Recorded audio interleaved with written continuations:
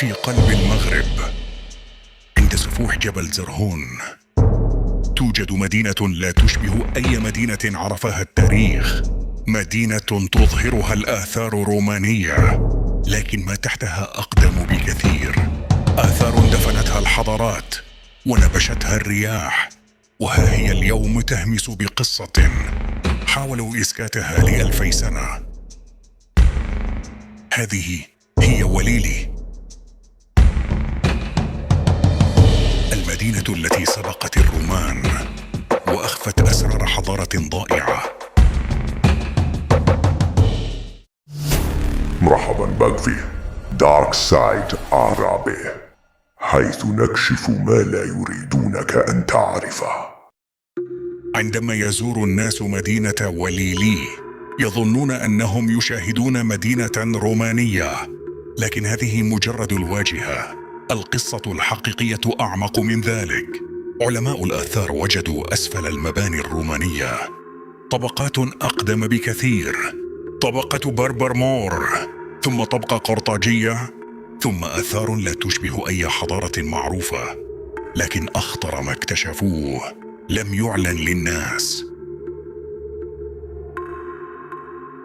في دراسة فرنسية مغربية نشرت حديثاً، تم استخدام أجهزة جيولوجية للكشف تحت الأرض دون حفر. النتيجة: تحت وليلي توجد شبكة مباني كاملة بعمق يصل إلى 4 أمتار. لكن المشكلة أن هذه المباني ليست رومانية ولا تتبع أي طراز معروف في القرون القديمة. بمعنى آخر، وليلي لم يؤسسها الرومان بل ورثوها. التاريخ الرسمي يقول إن الرومان وصلوا إلى المغرب سنة 40 قبل الميلاد، لكن طبقات وليلي تعود إلى القرن الثالث قبل الميلاد، وحتى إلى الألفية الثانية قبل الميلاد، أي قبل الرومان بأكثر من 1200 سنة. فمن الذي بنى المدينة الأصلية؟ البربر المور، القرطاجيون، أم حضارة أقدم لا نعرف عنها شيئا سوى أطلال متناثرة؟ أخطر الأسرار ظهر بالصدفة أثناء التنقيب عن أساسات أحد البيوت الرومانية. عمال الآثار وجدوا نفقا طويلا مغلقا بصخرة كبيرة ورائحة غريبة تخرج منه. الدراسة التي أجريت هناك لم تنشر بالكامل، لكن ما تسرب كان صادما.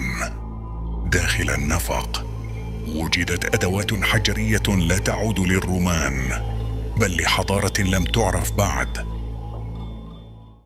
أشهر معالم وليلي هي الفسيفساء، لكن العلماء لاحظوا شيئا غريبا.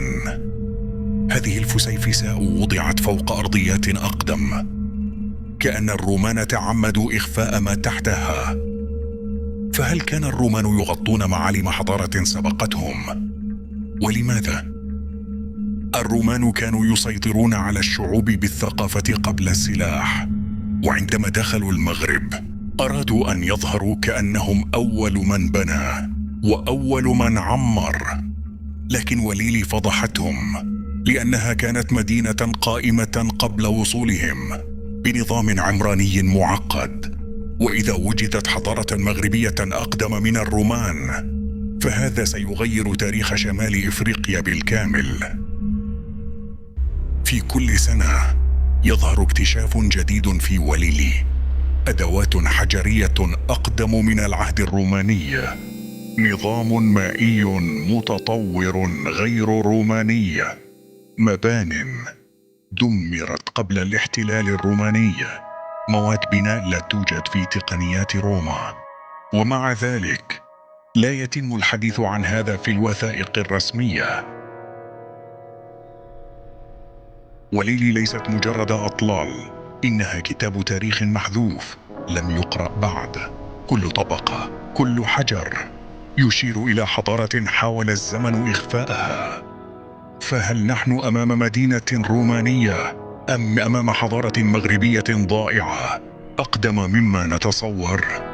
شاركنا رأيك في التعليقات وكن جزءاً من عائلة الغموض.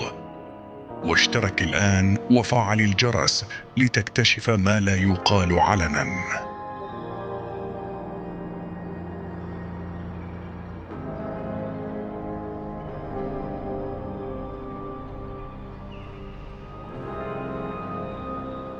باش يكتشفوا هذه المنطقة السياحية بامتياز اللي كاينة هنايا في إقليم مكناس وليلي، مدينة تاريخية